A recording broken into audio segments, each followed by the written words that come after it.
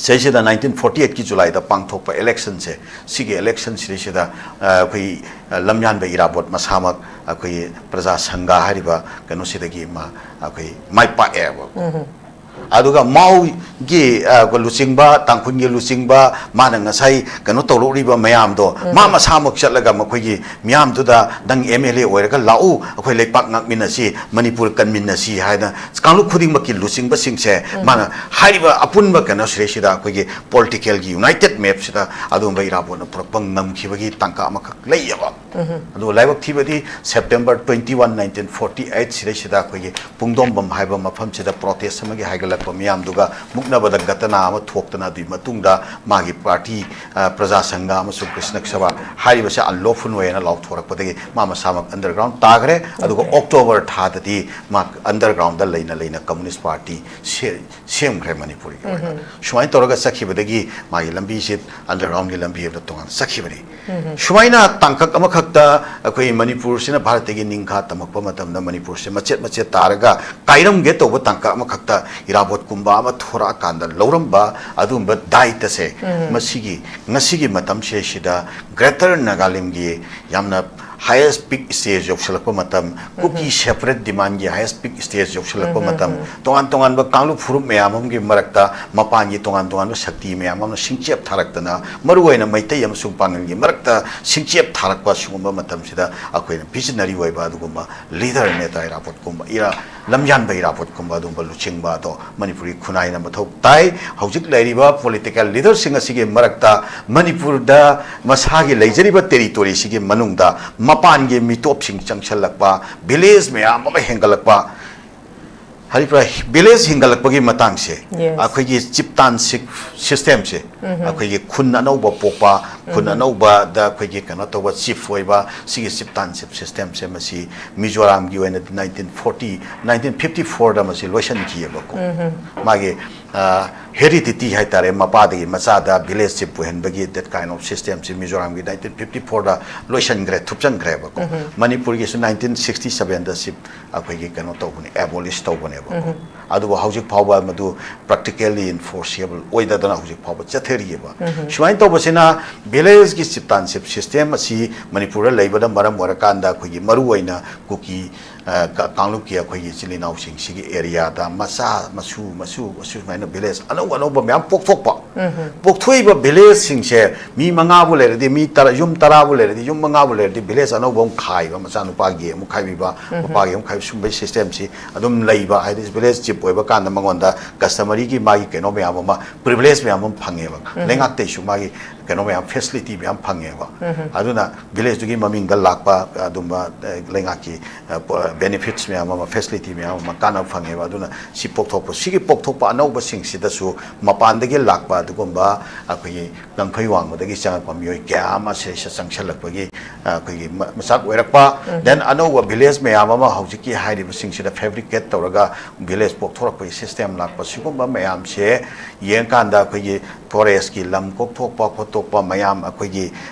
natural calamity thorakpa akhoi se ecological balance kai tharakpa mayam sigi mayam si kanda akhoi thabak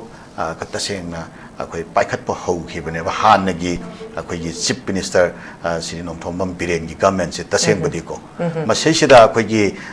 mana sathara iba thong sing sigi mayokta masina akhoi da kaiba pirak dore haidana akhoi gi magi thong sing se kaihan na ba masi lephan na ba gi part amoina magi mayokta lawba khongba horakpa adudagi akhoi uncertain oiba incident kara tholak thidana haujiki tholaiba violence ki kano se masi akhoi burning points lakhibane na haijariba adu sige maraksida in the meantime akhoi Manipur kandanabagi oiba adumba thabak paikhatkiba adumba nupado madu haujik mafam kelle mafam tare atuga lei akhoi kitiko somna kanana Mizoram giti akhoi gi illegal migrants ki mathakta action lokhalani makoi dismantle torani makoi du lokthoni na bonly young Mizo association ga loina na stand toraga lepkhale adu somna kanana Nagaland damaksu akhoi kano singi akhoi mitop singi matang de yamna stern oiba yamna kan farm oiba decision lokhale sumai le akhoi Manipur gi di sumaina akhoi thabak paikhat pa horuba chief minister do madu mafam keli ma amadu gi kan oina benefit haigadra mafam keli sumaina lei Manipur gi se koina haini gi ti political gi kari gi ama magi mileage launa bagi wafam tongan na thamakanda akoi sirisi lariba tongan ba political party mayam che masi pula punsal lakanda CSO mayam se pula punsal lakanda akoi future si kadai deno haibama akoi yenghau tragadi center da lariba political leader sing se congress oiro akoi gi BJP or natraga any party center based over party sing se masi maruoina moi gi high command system sida akoina follow tawne ne khaling khaidi manipur gi akoi isha gi oina leijariba akoi gi miam se masi punsan na bi policy program se masi phol taba yam wagani haibasi thamjara kanda akoi lamdam sil leiriba adugumba miam sigi akoi political level da adungai matama da irabot ki lamjing makhada akoi gi lamdam se kannana ba sangchang ki ba movement adumba that kind of movement ama political level da laktragadi adu madugi matungda CSO sing follow tawba the kind of movement ama koi sagatragadi manipur se sida thaga iba center gi lang se masidagi akoi na thokpa ngamni ba thajade center gi de magi tongan ba interest khar leibadagi makhal makha me ama madu ai santok chararoi magi lang je dum thalai bani masidagi hinghau chia ba taragadi asagi akoi gi churachandpur da leiba civil society organization kharane di koi shut down tawi khara mane di dum support taw de sig matang da mukhui gi cookie in pi manipur gi khoi gi black body community mana hariba operations yang kanna condemn tawi condemn taw badana tana makhoina thamlakpa warol si operation by the paramilitary forces on the UKNA is termed as grave injustice ne haibabu cookie in pin haire iba adubu Jalal da ina lakchaning se uza suji sangdok haidi sangdok tarama matungda haugi September gi tang mari da mo extend tawgre ko masigi ground rule di thugai da badina te dum thugai raga lai bane adubu sigi matang sida ja Birendra na sudum thaibiri cookie gi marak sing da su masi aduma haidi nakpu ta ba haigadra habidi what is right and what is wrong white na white black na black si karino khangdaba yaw dabadi nate makoi su khangi bane dubu khulai pai ba mayam sigi threat si da makoi su ki dana haidi kariumba makoi gi su tawam thok mathau si pangthok pa ngamdaba sumba si du mak yaw dabadi nate na su haibiri ba adu sigi matang si dang sagi nan su group ni makoi se UK ne sidi masida amuk hoi cookie oiraga su masida yang kanna cookie in pinaga makoi na thamai ba term tawrai ba makoi si makoi hat liba makoi gi operation sidi grave injustice ni kain thamak pase sigi matang sida kari haini oja Jalal gi kari karamba mot kamain pibini akoi ge kahen ba thabak tawba masung kahen ba thabak ki wakhalon da thajaba adugi niti aduda yompham oraga leiba lupsing haiba tare ko masi akoi bharat laingak na masi kano tawna bagi damakta akoi mainstream da hai tare bharat ki constitution gi adumba kano makhada purview da makhoi se puraga mainstream da makhoi se purakpa yana na ba musung makhoi ki apamba demand sing do legitimate hoiba aduga kanglu furup ataida akaiba piroi daba aduga makhoi gi apamba sing do samuhat akoi khannaba lepak sigi integrity amsung solidarity da akaiba pida oi taragadi khannaba da kairoi daba du ofam oi taragadi moi sing do khannaraga mainstream da proknaba gi pandam haiba tare madugi pandam dani maruaina akoi insurgent group sing extremist group sing je khulai pai wa kanglup sing se masi marlengak na wari sana bai khongthang pai khatis hoi adugomba kanglup sing du nati makhoi gi waiba tongan ba dreamland do phangnana bagi khongthang aduda bharat lengak ka wari sanari bani haina makhoi gi wakhalon do adumaina hidden oina makhoi gi wakhalon do thabakan sathaba oiram badi yai adubo cookie militant singa wari sana bagi tangka kama lakriba sidi khoi gi within the parameter of the Indian Constitution wari sanabi khungthang se lakhibadi 2005 tagi horaga 2005 tagi horaga koigi Ministry of Home Affairs ki makhada satharamba adedi Manipur government yauraga adumain toraga su agreement tawnarakpa 2008 tagi de makha tarakpada hanna yauram daba adugomba keno kharasu group kharasu insurgent group kharasu amuka nauna hꯧꯖꯤꯛꯀꯤ ꯁꯨ ꯑꯦꯒ꯭ꯔꯤꯃꯦꯟꯁꯤꯗ ꯌꯥꯎꯕꯒꯤ ꯋꯥꯐꯝ ꯂꯥꯛꯄ ꯃꯔꯨꯑꯣꯏꯅ ꯑꯩꯈꯣꯏꯒꯤ ꯃꯁꯤꯡ ꯌꯥꯝꯂꯕ ꯑꯗꯨꯒꯨꯝꯕ ꯏꯟꯁꯔꯖꯦꯟ ꯒ꯭ꯔꯨꯞꯁꯤꯡ ꯑꯩꯈꯣꯏꯒꯤ ꯑꯝꯕ꯭ꯔꯦꯂꯥ ꯒ꯭ꯔꯨꯞ ꯑꯅꯤꯒꯤ ꯃꯈꯥꯗ ꯃꯁꯤꯒꯤ ꯑꯦꯒ꯭ꯔꯤꯃꯦꯟꯁꯤ ꯆꯠꯊꯔꯒ ꯃꯊꯪ ꯇꯧꯔꯒ ꯂꯥꯛꯄꯅꯤ ꯑꯗꯨ ꯃꯇꯥꯡ ꯁꯤꯗꯩꯁꯤꯗ ꯑꯩꯈꯣꯏꯒꯤ ꯁ꯭ꯇꯦꯠ ꯑꯦꯖ ꯑ ꯍꯣꯜ ꯁꯤꯗꯩꯁꯤꯗ ꯑꯆꯧꯕ ꯏꯁꯨ ꯀꯌꯥ ꯑꯃꯁꯨ ꯂꯩꯔꯤ ꯑꯩꯈꯣꯏ ꯒ꯭ꯔꯥꯎꯟ ꯔꯨꯜꯁꯦ ꯐꯖꯅ ꯐꯣꯂꯣ ꯇꯧꯔꯤꯕ꯭ꯔꯥ ꯇꯧꯗꯕ꯭ꯔꯥ ꯍꯥꯏꯕ ꯀꯣꯏꯁꯟ ꯑꯃ ꯃꯔꯨꯑꯣꯏꯅ ꯒ꯭ꯔꯥꯎꯟ ꯔꯨꯜꯗ ꯌꯥꯎꯔꯤꯕ ꯑꯩꯈꯣꯏꯒꯤ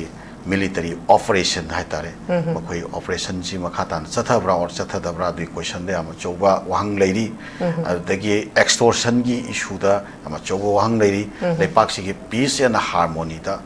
akoi ama choba threat leiri aduga hauji su akoi state series da thoiba maruaina maitei am sung ku ki ani marta akoi 2023 gi May dagi horakhiba adumba keno sida akoi violence sida haitare sesiramna achauba involvement leibagi wafam masi national media fawda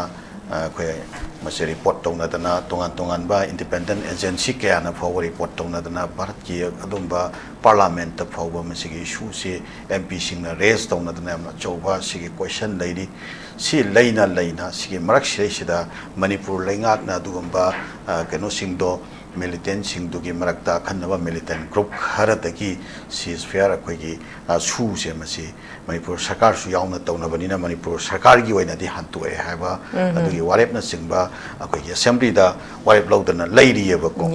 sige marak sesida akoi chahi muk moigi validity se lapse sueraba irang sigi manungda haitare matam sang leura matungda amuka akoigi Manipur lengak kaigumba leram taragadi Manipur lengak na madu sungsoi dana people ki adumba kenoda akoi wishes haiptar people ki apam bagi matungina soidana madu oppose from maneba Manipur lengak na madu ayaba piramoi ado Manipur lengak se popular akoi government se masi akoi center lengak se na kitang mabuk develop na haitare ko mabuk seng phatana Manipur lengak se masi kano toraga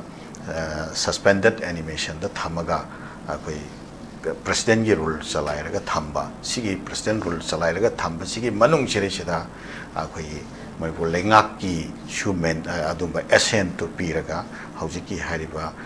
group singche hanagi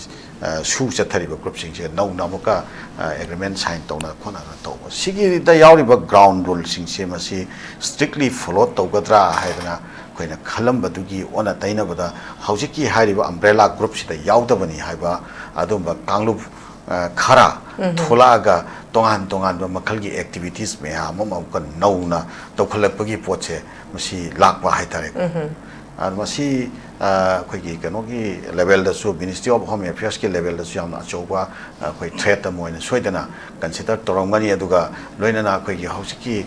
su da leiriba kangbu singsiga su masigi marak seisida khoi kaigomba moi internal gi oiba yanadabagi issue se leramba yai haina khoina anticipate tawi khoina expect tawi maruwaina khoi haukiba July tha se seisida khoi KNA gi deputy chief se masi akoi assassinate toraga hojiki UKNA hariba group sina hatkibagi issue leigre maga loina na mi ani amasu makoi mi ahum akoi July tha se hatokhibani madugi manungda KNA amasung UKNA sige marakta sowa mai internet keno leramba yaina khali madugi manungi oiba madu yanaraktabagi kuthanara isigi oiba manungi oiba keno issue lerangani matter lerangani yanaraktabi factors su leinram yai moi internal gi oiba dako madu wafam do muk leina makha tarakpada akoi recently numitare nimuki mamang da haitare ko akoi gi kano si village akoi hanglap subdivision gi manung chanba adumba ti khonom phai haiba village se sigi village si foiba adumba ti haukip haiba no pase masi akoi assault toba मासे अखोई सी अदुना मरम वरका hospital the पुखलकपदा मासे सी किबा मदुगे इशूदुना मरम वरकादा अखोई FIR मा UKNA सिगी मथकते FIR मा loss तौबा अदुना मरम वरकादा मिनिस्ट्री ऑफ होम अफेयर्स की लेवल दगी असे तंगाई फदना हुजिकी हारिबा अदुबा ग्रुप सिगी मथकता अखोई अखन्नबा अकक्नबा अदुबा ऑपरेशन से मसी सर्जिकल ऑपरेशन हाइगद्रा नत्रगा अखोई केनो हाइगद्रा कन्वेंशनल ऑपरेशन हाइगद्रा मई मथकता ऑपरेशन चथबगी पोचे लाकबा अदुगी ऑपरेशन अदुगी मनुंगदा हुजि खुद थोकनबता सीबनी मकोई मरी सीरिबा अदुगा अमा फारे हारिबा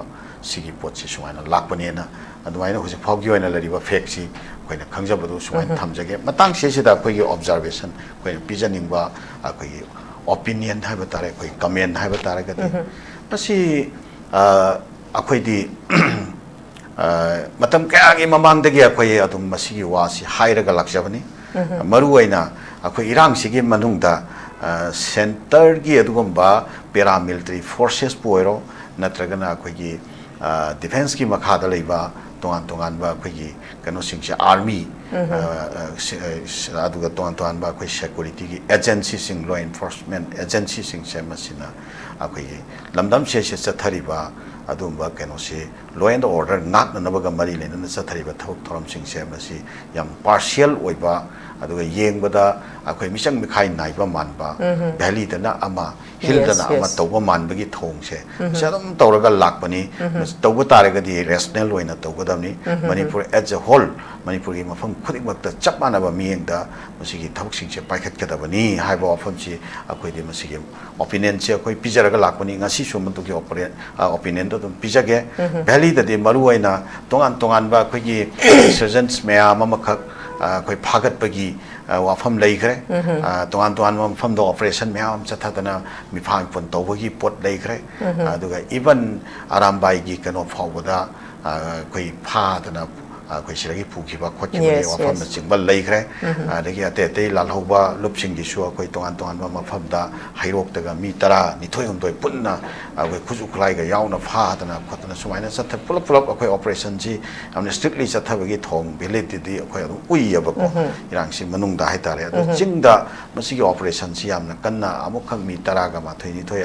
कनोदा बॉर्डर दा फाउजलंगनबा अखोइ म्यांमार रोमदगी तौबदा मदुगी एटेमम तौबदा अखोइ खुथौनबदा मितरा निथोयमदोय सीकी हाबदु नतना तेतै मफम सिंगदा अखोइगी सर्जिकल ऑपरेशन से सक्सेसफुली फजना कंडक्ट तौबगी पोचे अखोइ उप फंगदना लाखिबनी मदुगी अखोइ करिनो इंडिया गवर्नमेंट न तौरिसे हाना अखोइ पेनदबसु म्यामम लेबनी अदुबो हौजिक हाइरिबा सु ग्रुप ता यावख्रबसिंग असि नतबा अतोपा अनौबा इंसर्जेंट ग्रुप सिंग अमुक क्रिएट तौरगा अखोइ नौना अमुका मुइगी तोंगानबा जालेंगमगी इशू हाइसिरा नत्रगना मखोइ तोंगान मदुगी अखोइगे लुप अमगी लीडर ओइरगति लुप अम पाइरगति मदुना तोंगान तोंगान मागी शक्ति म्याम अम इन्फोर्स तौरप मतमदा एक्सटोर्शन गी बोइरो नत्रगा तोंगान तोंगान बा कारबार की बिजनेस की नाफ यूनिट म्याम से मखोइना कंट्रोल तौरगा मोइ सिगी थ्रूदा अमा चो चोबा सेन से कायेबको अदुना मरम ओइरकांदा मखोइ सि लीडर सिंग से यामना चाउ चाउना पैसा फंगबजानी ना याम खुनबजानी साइडता यामना कंतवा अदुना खर लेरकांददी अखोइगी मोइ याम अचौबा अखोइ केनोमा पावर सेंटर मखोइसि ओइरकपगी पोनेबको सुबा केनोसे मिकानरकपदगी हाइगदा मदुगी इंटरेस्ट टू लेनरकपदगी हाइगदा अनो अनो ग्रुप सेमखतनदना नत्रगना सुदा लेरिबा कांगबु सिंगसेना अखोइनदी तौबा याद्रे नोइ खर तौबा उगाइना अधुमाइना तौरगा अखोइ मखोइ अंडरस्टैंडिंग दो तौरैब्रा अनो अनो ग्रुप सिंगसे थोरागा सुमाइना तौरकपगी पोटसिदा अखोइ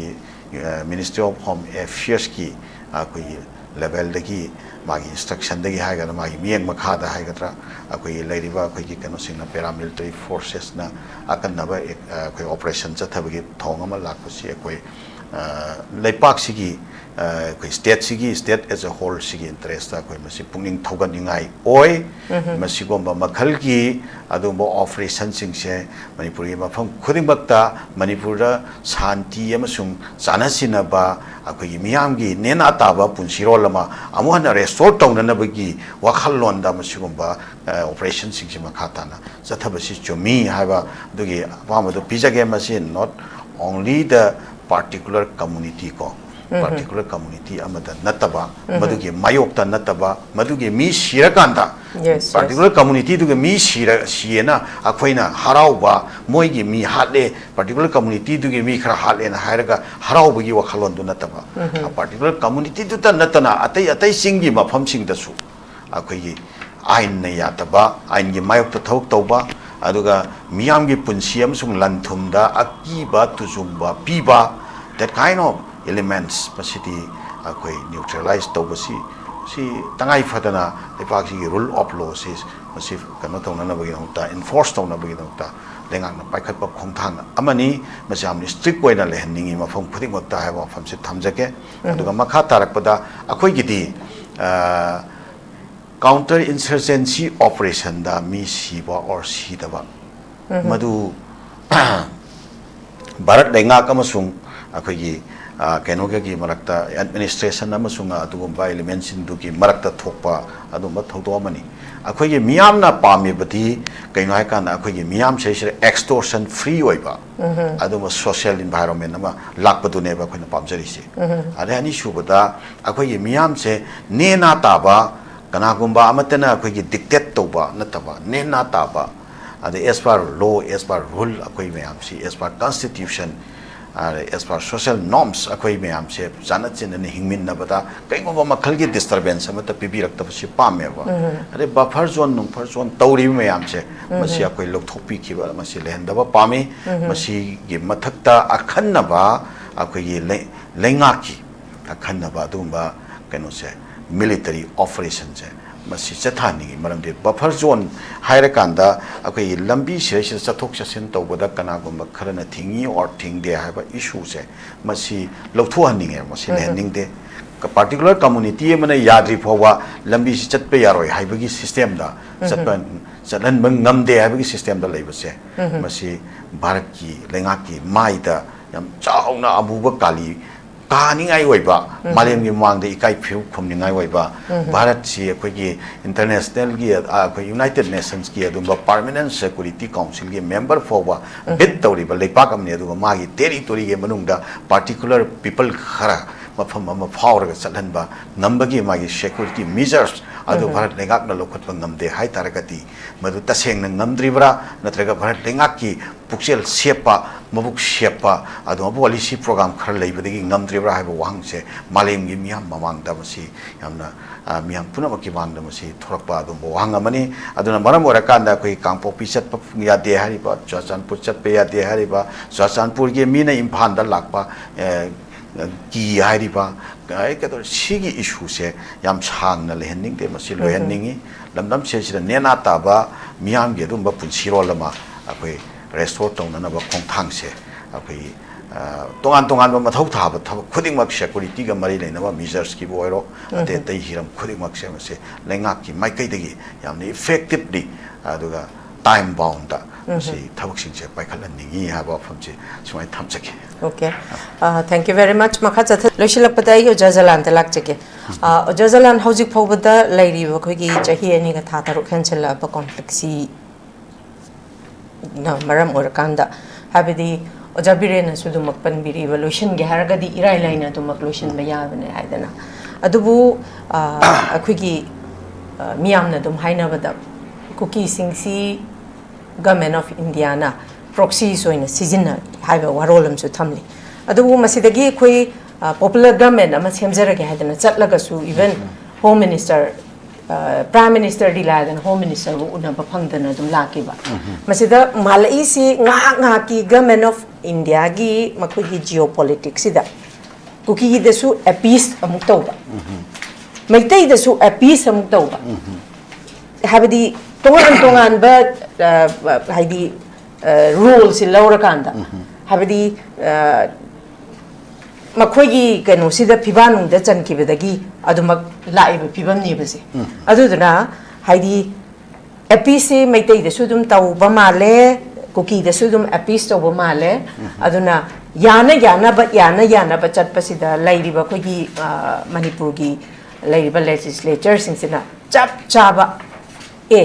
akogi yadena habisi masi phawa utpangam base laitriba adumak hek hairogana BJP Sarkar double engine lakpadagi BJP Sarkar laibadagi even PMJY ki smaina mi laktara koi lai haidi poche kai no mo ina pusale iba habadi solution purakpagi mohota makoi gi propaganda taunarakanda politics oina dum tawdana laibadu adu magna politics to tawda yareba jab chana habadi government of India na neglect tawba man bagi mami da na teba neglect tawre habasi khangna unaba chatlaga appointment pi de habasi loiraba natro uni ma unaba koi doctor ma yeng ba chatpa matam da hana appointment loraga chatta private chatleba ojajala hoi masidi nga ki government of India na appease tawraga themaga khoi dum sijinaraga makoi ki khudong chaba kharagi da makta dumak sijinabada lairiba khoi ki representative singse loinmak yare basina dumak yare ba makai idea of Manipur nati jahi kharige mani matungda Manipur kai oiduino Manipur ki marai ba karino haiba lepa ngamla oiduine baza jala kari ka main thamini gaja akoi matang sida koina yengmin na ba yaba akoi myam da nawhona na akoi amona rethinking to boda tangai phadaba duga akoi realization mathau ta ba area khara leyaba akoi sesida kuki naga maitai pangal laina khoi masel si shum taunaraga leiri ko ado somna kanda bharat le gakna yes phajana delhi dagi yenga ga khoi mathakta satrangi po sanari aduga khoi haura iba angang singsina makoi future kadom dano kakngaunari duga khoi leiri ba angang singsina ngasi maki asugomba uncertain oiba situation sida akhoi irei pak sida khoi iram nam sida khoi angang singse leho gadori pra habse khallu bada mama mapa oiba kyadi akhoi masim ban langsen bangam dre sigi situation ni ngasi mayonari se it's so serious akhoi irei sa punamak sigi matang sida khoi yapunna wakal khandamina bagi matam yaurabra haba adui wafam dai thamjaningi akhoi sira akhoi gi kuki gi militant kangbu zalengam sem dana bagi dream nakala moramda naga gi kangbu nagaland sem dana bagi nagalim greater nagalim southern nagaland tawdana sigi issue nakala moramda khoi sira tampakta muk maitei amuk pangal leijaba sisu sirisida muka indigenous non indigenous atu ata sigi issue sikai de kamakba nakui na kai de no kamakba hu khara di yaure ba sisida nakoi na handak ui akhoi sisida indigenous non indigenous ki matang da torpa sisida nakoi na kamakba hu khara akhoi sieng na clear hoina chongthore the Tauriba missing to give my magi profile sing si yengo matam the my profile do maning do my profile maning do either right here there meba my background do si Nagpur gi lila sana famoire ba Manipur si tawri si si akhoi gi miyam sina wakal khantha tri si kari kino sini da matang se sida hari pra ai wafam tang laksa ge akhoi gi lamyan ba irabat kumba akhoi gi visionary oi ba dugumba leader ama khoi le pak sida pokhi hari fra ai gi ti mak si ai thamoina ai gi hero amoina ina accept to jaba dugumba lucing ba amani ma si ai magi political philosophy aduga my life history sida ai admire to jaba ai na yam mau jaba adugumba hero amani leader amani bharat si khoi gi ningkha tamba aduga khoi gi manipur su ningkha tamba bharat ki makha da leitringai matam gi manipur Madugi matam sesida akhoi sesida nushit myam asile ngasai gi akhoi gi kanona ozak kirana takfi khiba akhoi gi purvachal pradesh na singba gi akhoi sapu akhoi nagaland somda akhoi gi maruaina kano torokanda base torokanda akhoi gi sesida tongan ba keno myam ka akhoi punchalaga akhoi lepak sem na nabagi kanoma movement ama lakhiba madeda akhoi gi tangkhul gi region aduga akhoi gi keno gi mau gi region somna kanda leiba awang thangba side somda leiba akhoi gi hill gi area singse somda hojiki semna nabagi laiba proposal do mada yauna nabagi yahu ma kangkhalakpa somna kandana muka Mizoram side somdagi Lusai Hills som side tagi akoi seisida Surachanpur side somna kanda leiba keno singse akoi cookie singse masisu akoi tongan na khaidoga somna kanda leipa kama semna nabagi keno se ihose kangkhalakpa 1947 gi matam seisida haitarene sigi timing seisida hirabot na kamaina tawi haba matamda matuminna phamaga leikhide mamatamdu da MLA oiba natri Manipur ki MLA leiba natri ba ado mahak chongthora ka United Front of Manipur haina ama sem ya 1947 ni November tha da sem bani masi sem ba matam sida kana yawi haba matam sida koi ki ching dagi haitare ko man satlaga ching gi jaga sing sida leiba ching gi lusing basing maruina mau gi lusing basing tangkhul gi lusing basing araki somna kanda Surachanpur side somda leiriba koigi cookie gi lusing basing che masi unaraka na mana koigi akoi ta seje United Front se da tangkhul long haidana leiri se simana husiki United Front semba se da purakpa ngamme ba mana convince tawraga then cookie National Assembly haina matam do leiba adu United Front se da purakpa ngamme ba mana then akoi Kabui Association Khulmi Union Mizo Union hari basing ase masi ching dagi mana United Front sigi dong ta pure ba then akoi tampak dagi haira kanda matam du da leiba marueba political organization khara social organization marueba khara hai taragadi praja sangha Manipur Krishnok Sabha aduga mitai marup nongpok apunba marup hairiba lup singse masi pulla kanda sorang mi chamri muk tilaga ka samthong gi area amda tilaga United Front of Manipur haibse seme ba sigi hairiba front se sema ba matungda demand ani khak akoi tanana ba warep dawi demand ani dugi manungda ahan ba demand sina purna daita sil sason ko akoi gi fully responsible government to the Manipuris have never. Matam to the Kogi Manipuri Singchina Pa Pangiba Kogi Ning Tabagi Hug Akogi Saswangi Hakse must partially oiba, partiality oidava Aduba situation Kara Akoi the labor se Manipuri Singda Pura Akoi Daita Sinabadumba Saswanama Lehelu have a demand se Masi Ahanba United Front se Punsalakanda Sinatoba demand never. Ani Shuba demands in a curry.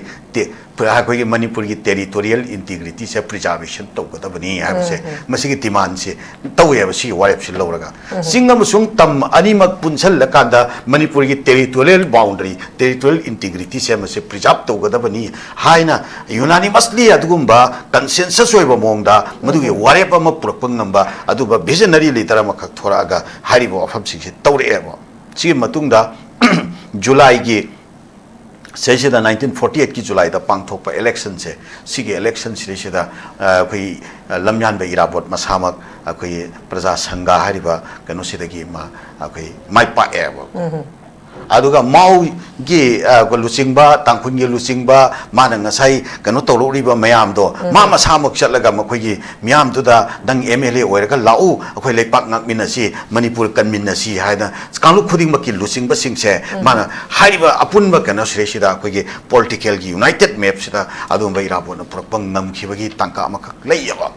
adu laibak thibadi September 21 1948 sresida akoi pungdom bam haiba mafam sida protest amagi haigala Miam Duga Muknabada Gatana Tokana di Matunda Magi Party Praja Sangha Masu Krishnak Sava Haribasa unlawful way and allowed for a Mama Samak underground Tagre Adugo October Tadati Mak underground the Lena Communist Party same Manipuri Shumai Toraga Saki Badagi Magi Lambi ship underground Lambi of the Tongan Sakibari Shumaina Tankak Amakakta Akoi Manipur Sina Bharatagi Ninka Tamakamatam Manipur Machet Taraga Kairam get over Tanka Amakakta Irabot Kumba Thora Kanda Loramba Adumba Daita se Masigi Matam Shida Greater Nagalimgi Yamna highest peak stage of Shalakomatam Cookie separate demand highest peak stage of Shalakomatam Tongan ba Kanglu Furum Meamum gi Marakta Mapangi Tongan Shakti Meamam Singchep Tarakana Maruena Maitayam Sumpangi Marakta Singchep Tarakpa Shumba Matam Sida Aquin visionary way Baduguma leader Neta Rapot Kumba Ira Lamjan Bay Rapot Kumba Dumba Luchingba do Manipuri Kunai Namatok Tai Hojik Lariba political leader Singasigi Marakta Manipur da Masagi Lazariba territory Sigi Manungda Mapan ge mitop sing changchalakpa village me am hengalakpa हरिप्रा village हिंगलपगी मतंग से Yes. अखोगी चिपतान system से अखोगी खुन अनौबा पोपा खुन अनौबा दा अखोगी कनो तोबा चीफ होइबा सिगी चिपतान सिस्टम से मसी मिजोराम की ओइना 1954 दा मसी लोशन किएबको मागे हेरिडिटी है तारे मपादगी मचादा विलेज चिप पुहनबगी दैट काइंड ऑफ सिस्टम से मिजोराम की 1954 दा लोशन ग्रे थुपचन ग्रेबको मणिपुर की 1967 दा सिप अखोगी कनो तोबने एबोलिश तोबने अदुबो हौजिक फावबा मदु प्रैक्टिकली इनफोर्सेबल ओइददना हौजिक फावबा चथेरिबा शुवाइन तोबसिना विलेज की चिपतानशिप सिस्टम असि मणिपुर लेबदा मरम वरकांदा खोगी मरु ओइना कुकी कांगलुप की अखोगी चिलिनाउ सिंग सिगी एरिया दा मसा मसु माइना विलेज अनौ म्याम पोक्थोकपा पोक्थोइबा विलेज सिंगसे मी मंगा बु लेरदि मी तरा युम तरा बु लेरदि युम मंगा बु लेरदि विलेज अनौ बम खाइबा मचा नुपागी मु खाइबिबा मपागी मु खाइब सुंबे सिस्टम सि अदुम लैबा हाइदिस विलेज चिप ओइबा कांदा मंगोंदा कस्टमरी की मागी केनो म्याम मा प्रिविलेज म्याम फंगेबा लेंगाते सु मागी केनो म्याम फैसिलिटी म्याम फंगेबा अदुना विलेज दुगी ममिंग दा लाकपा अदुमा लेंगा की बेनिफिट्स म्याम मा फैसिलिटी म्याम मा काना फंगेबा अदुना सि पोक्थोप सिगी पोक्थोप अनौबा सिंग सिदसु मपानदगी लाकपा अदुगुंबा अखोगी गंखै वांगदगी चांगपा मियोय क्यामा से संगसलकपगी अखोगी मसाक ओइरकपा देन अनौबा विलेज म्याम मा हौजिकी हाइरिबा सिंग सिदा फैब्रिकेट तौरगा विलेज पोक्थोरक सिस्टम लाकपा सिगुंबा म्याम से येंकांदा अखोगी फॉरेस्ट की लम कोक्थोकपा खोतोकपा म्याम अखोगी नेचुरल कैलामिटी थोरकपा अखोगी सेसिदा इकोलॉजिकल बैलेंस काइथरकपा म्याम सिगी म्याम सि येंकांदा अखोगी थबक कतसेंगना अखोई पाइखटपा हौखिबनेबा हानगी अखोई चीफ मिनिस्टर श्री नोंथोंबम बिरेन की गवर्नमेंट से तसेंबदीको मसेसिदा अखोई माना चथरइबा थोंगसिंगसिगे मायोक्ता मसिना अखोइदा काइबा पिरकदौरे हाइदना अखोई मागी थोंगसिंगसे काइहन्ननबा मसिगी लेफन्ननबगी पार्ट अमोइना मागी मायोक्ता लाउबा खोंगबा होरकपा अदुदगी अखोई अनसर्टेन ओइबा इंसिडेंट खरा थोलकखिदना हौजिकी थोलइबा वायलेंस की केनोसे मसि अखोई बर्निंग पॉइंट्स लाखिबनेना हाइजरिबा अदु सिगे मरक्सिदा इन द मीन टाइम अखोई मणिपुर कन्ननबगी ओइबा अदुंबा थबक पाइखटखिबा अदुंबा नुपादो मदु हौजिक मफम केले मफम तारे अदुगा लई अखोइगितिको सोमना कन्नना मिजोराम गिति अखोइगी इलीगल माइग्रेंट्स की मथकते एक्शन लौखलनी मखोई डिसमेंटल तौरनी मखोइदु लौथोनिना बोनली यंग मिजो एसोसिएशन ग लोइना स्टैंड तौरगा लेखले अदु सोमना कन्ना नागालैंड दमक्सु अखोइगी कनो सिंगी अखोइगी मिटोप सिंगी मतंग दे यामना स्टर्न ओइबा यामना कन फार्म ओइबा डिसीजन लौखले सुमाइ ले अखोइ मणिपुर गिदि सुमाइना अखोइ थबक पाइखटपा होरुबा चीफ मिनिस्टर तो मदु मा मफम केली मा मदुगी कनो ओइना बेनिफिट हाइगद्रा मफम केली सुमाइना लई मणिपुर गिसे कोइना हाइनिगिति पॉलिटिकल की करिगी अमामगे माइलेज लौनबगी वफम तोगाना थमकांदा अखोइ सेसे लरिबा तोगान पॉलिटिकल पार्टी मैम से मसे पुलप पुनसलकांदा शेसो मैम से पुलप पुनसलकांदा अखोइ फ्यूचर से कदाइदनो हाइबमा अखोइ येंगौद्रगदी सेंटर द लैरिबा पॉलिटिकल लीडर सिंग से कांग्रेस ओइरो अखोइ बीजेपी ओइरो नत्रगा एनी पार्टी सेंटर द बेस्ड ओवर पार्टी सिंग से मसी मरुओइना मोई की हाई कमांड सिस्टम सिदा अखोइना फॉलो तौने ने खलिंगैदी मणिपुर की अखोइ इसागी ओइना लैजरिबा अखोइ की मियाम से मसी पुनसननबगी पॉलिसी प्रोग्राम से मसी फोल ताबा याम वागनी हाइबसी थमजरकांदा अखोइ लमदम से लैरिबा अदुगुंबा मियाम सिगी अखोइ पॉलिटिकल लेवल दा अदुंगाई मतममदा इराबोट की लमजिंग मखादा अखोइ लमदम से कन्ननबा संगसंगजेबा मूवमेंट अदुंबा दैट काइंड ऑफ मूवमेंट अमा